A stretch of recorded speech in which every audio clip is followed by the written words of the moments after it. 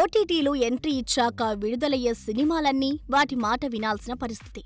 అలా అయితేనే ఓటీటీలో స్ట్రీమింగ్ అవుతాయి మరి. అయితే అవన్నీ నా దగ్గర చెల్లవు అంటున్నాడు మన మంచు విష్ణు. విషయంలోకి వెళ్తే దాదాపు 100 కోట్ల బడ్జెట్తో మంచు విష్ణు హీరోగా ముఖేష్ కుమార్ సింగ్ దర్శకత్వంలో కన్నప్ప సినిమా వస్తున్న సంగతి తెలిసిందే. అయితే ఈ రోజుల్లో ఏ సినిమాకి అయినా విడుదలకి ముందే నిర్మాతలు ఓటీటీ, డిజిటల్ బిజినెస్ ఫార్మాలిటీస్ అన్నీ కంప్లీట్ చేసుకోవాలి.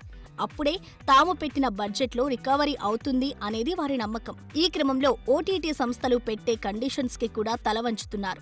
ఇందులో భాగంగా సినిమాను ముందుగా వాళ్ళకి చూపించాలి. వాళ్ళు చెప్పిన డేట్ కి సినిమాని రిలీజ్ చేయాలి. వాళ్ళు చెప్పిన డేట్ కి ఓటీటీలో స్ట్రీమింగ్ కి వదిలేయాలి. అలా అయితే డిజిటల్ బిజినెస్ జరుగుతుంది. కన్నప్పకి కూడా ఓటీటీ సంస్థలు అలాగే డిమాండ్ చేస్తున్నాయి.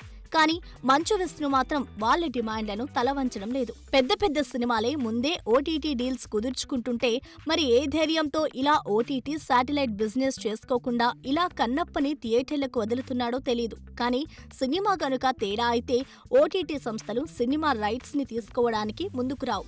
ఒకవేళ టాక్ కనుక పాజిటివ్ గా వస్తే మాత్రం ఊహించినంత రేట్ ఇచ్చి డీల్ సెట్ చేసుకుంటాయి. చూడాలి మరి కన్నప్ప ఈ రెండిట్లో ఏ దారిన వస్తుందో. For more videos like this, subscribe Big TV channel.